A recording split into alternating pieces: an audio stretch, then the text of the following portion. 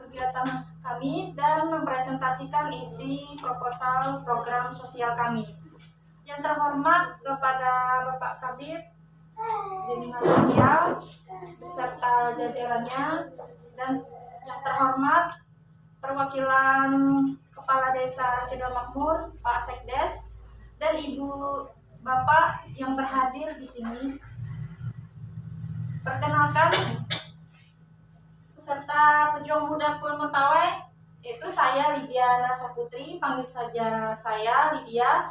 Saya mahasiswa Fakultas Pertanian Prodi Agribisnis dari Uniska MAB Banjarmasin, Kalimantan Selatan. Kemudian Indah Cahaya Putri, Pendidikan Bahasa Arab dari Universitas TAI Balai Selasa, Pesisir Selatan. Kemudian Ice Cahyuni, jurusan Pendidikan Agama Islam dari TAI Balai Selasa juga, Pesisir Selatan. Dan yang terakhir Iin Andriani, Prodi Akuntansi dari Universitas Malikus Saleh Aceh Utara. Nah, sebelum itu kami menjelaskan sedikit ya, Pejuang Muda itu apa. Jadi kami ini direkrut langsung oleh Kementerian Sosial. Kami melalui beberapa tahap seleksi, kemudian kami dipilih oleh Kementerian Sosial, dan kami berempat ditempatkan di Kepul Mentawai ini untuk melakukan dua kegiatan, yaitu verifikasi dan validasi DTKS, kemudian menyusun tim based project atau membuat proposal proyek sosial.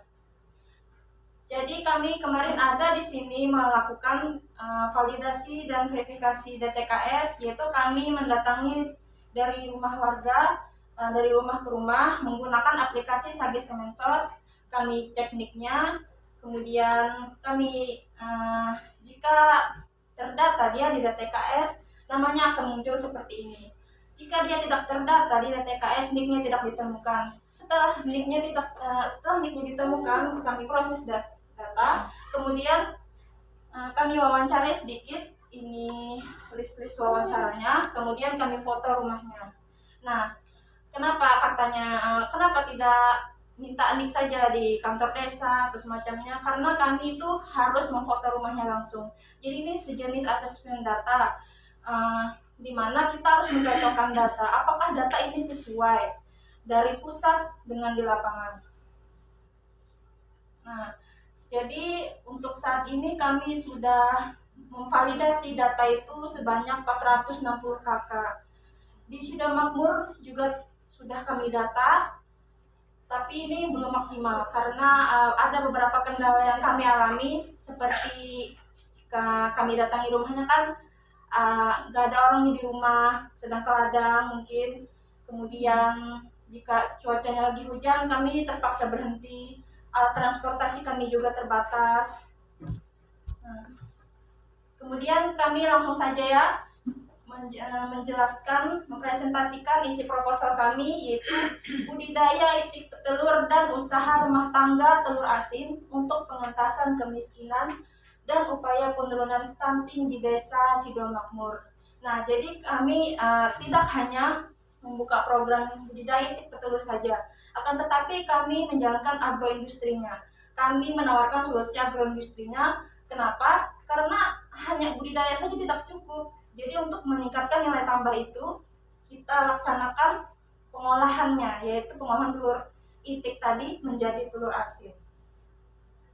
Nah, jadi setelah kami sambil mendata itu, kami survei, kami lakukan pemetaan sosialnya, kami dapati permasalahan sosialnya, yaitu sebagian besar bahan pokok di Mentawai ini merupakan bahan yang didatangkan langsung dari luar, dari Padang, dan itu membuat bahan pokok ini di sini mahal. Kenapa mahal? Karena biaya transportasi kapalnya itu kan menyeberang.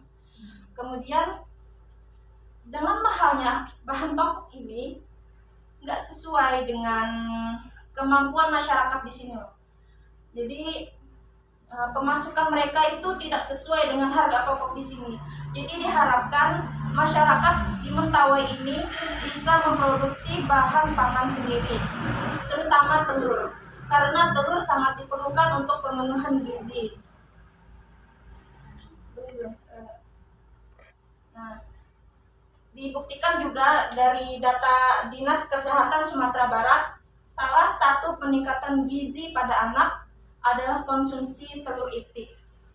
Jadi kan agar kita mempunyai hasil sendiri, harga itu tidak terlalu mahal dan bisa dikonsumsi oleh orang Mentawai juga, terutama di Sidomakmur ini, kita bisa memenuhi gizi anak melalui konsumsi telur itik ini. Jadi melalui usaha ini kemiskinan menurun dan stunting juga menurun. Nah, jadi solusi yang kita berikan tadi yaitu memberikan usaha kepada warga desa Sidomakmur 10 kakak yang kita pilih, yaitu memberikan usaha budidaya itik, kemudian 5 ibu rumah tangga untuk mengurus usaha rumah tangga telur itik ini. Jadi ini maksudnya tidak semua telur itik diolah telur asin, tapi sebagian kita jual mentah, sebagian kita olah menjadi telur asin agar meningkatkan nilai jualnya tadi. Misalnya harga telur itik mentah berapa? 3.000. Kalau dibikin telur asin menjadi 5 atau 6.000 ya. Nah, lanjut. Kenapa kami memilih di Desa Sidomakmur? Tentunya kan kami sudah melakukan kunjungan di beberapa desa, kami diskusikan, kami survei, kami identifikasi. Kenapa kami memilih di Desa Sidomakmur?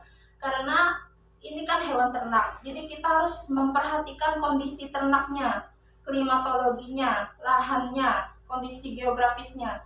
Jadi kami memantapkan di Desa Sidomakmur ini budidaya itiknya, karena kan lahannya itu pas untuk peternakan.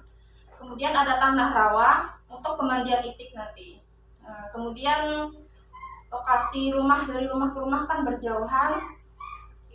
Ini kan itik petelur. Jadi itik petelur ini jika mendengar kebisingan dia cepat stres. Nah, maka dari itu kita cari lahan agak luas, jauh dari pemukiman.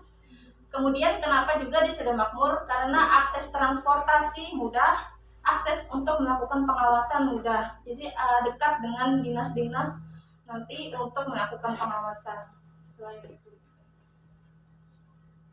Nah, ini rencana pelaksanaan kami tadi. Kami tarik 10 kakak yang memenuhi kategori. Terutama itu sudah difilter juga dari kepala desa dan staf dinsos dengan kategori penerima PKH atau tergolong sangat miskin yang terdata di DTKS semuanya. Tidak hanya PKH saja, bisa saja penerima sembako dan lain-lain. Kemudian lansia tapi masih produktif, yang masih bisa melakukan usaha tersebut. Kemudian kami tarik dari 10 kakak itu 5 ibu rumah tangga untuk menjalankan usaha telur asin tersebut. Kemudian kami kelompokkan dan kami latih. Nah, ini calon lahan untuk pembangunan kandang itik untuk warga-warga tadi. Ini tanah rawa, jadi ngatak ini. Nah, jadi kan tadi 10 kakak. Satu kakak itu mendapatkan jatah 25 ekor itik. Jadi kami nanti rencananya seperti ini, membuat kandangnya itu bersekat-sekat. Ini punya bapak siapa, punya bapak siapa. Jadi di sini 25 ekor, 25 ekor. Nah, dalam satu kandang itu bersekat-sekat. Pihak yang kami libatkan dari usaha ini tentunya Dinas Sosial, kemudian Kepala Desa Sidomakmur atau aparat desa Sidomakmur ini, Dinas Pertanian sebagai badan pengawas. Jadi selama usaha itu berjalan bakal diawasi oleh dinas-dinas yang kami libatkan.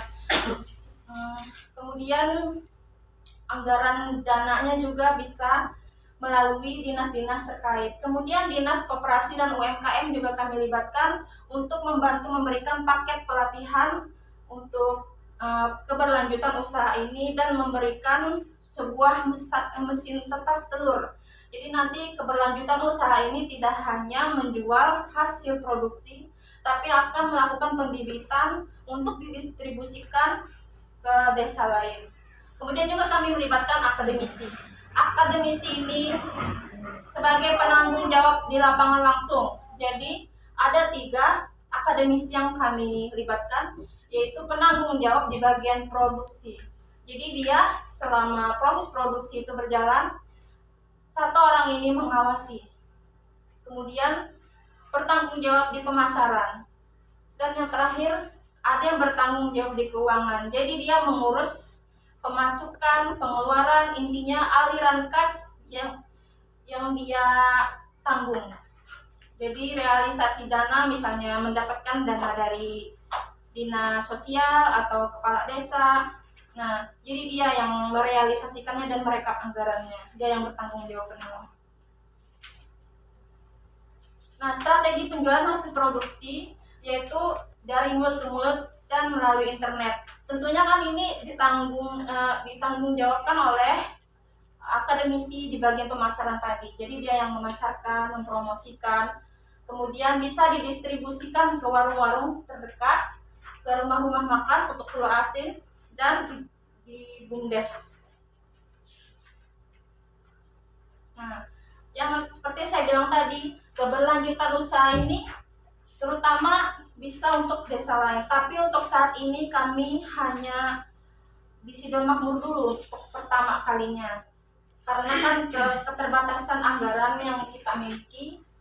Jadi jika usaha ini sudah sukses, kita melanjutkan dengan usaha pembibitan. Jadi kita dari telur itu kita tetaskan, kita jual bibitnya, bisa dikasih untuk desa lain.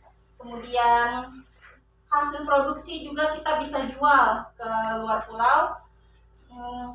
Kemudian tidak hanya telur asin saja, kita bisa bikin saus telur asin, bisa bikin telur yang warna coklat itu, banyak pokoknya. Bisa dibikin berbagai macam untuk pengolahan hasil telur itik ini. Nah, ini anggaran yang sudah kami rencanakan dari persiapan kandang hingga proses produksinya hingga proses pelatihannya itu sekitar 45.260.000. Sudah kami ajukan ke Kementerian Sosial. Semoga proposal kami dapat didanai oleh Kementerian Sosial. Jika tidak, diharapkan dinas-dinas terkait seperti tadi anggaran dana desa bisa dijalankan untuk kelanjutan program ini, karena kan ini juga berdampak untuk warganya sendiri, untuk kesejahteraan warganya sendiri. Nah, manfaat dari program ini terbukanya lapangan pekerjaan baru, yaitu juga meningkatnya keterampilan warga itu sendiri, jadi tidak bergantung pada orang lain. Kemudian kemiskinan menurun karena warga sudah memiliki usaha sendiri, mempunyai keterampilan berwirausaha sendiri, dan gizi anak tercukupi melalui konsumsi telur itik tadi, dan mempunyai stok telur sendiri. Jadi kita tidak mengharapkan stok telur dari luar. Kita memproduksi dari mentawai ini telur itik sendiri. Dan tentunya usaha ini akan berdampak pada perekonomian sekitar. Jadi tidak hanya di Sidon Makmur saja. Nah, jadi nanti semakin berjalannya waktu akan berdampak ke desa lain juga akan meneruskan usaha ini. Dibantu juga dengan dinas-dinas terkait. Itu saja yang dapat kami sampaikan. Mohon maaf jika ada salah kata. Wassalamualaikum warahmatullahi wabarakatuh. Waalaikumsalam warahmatullahi wabarakatuh.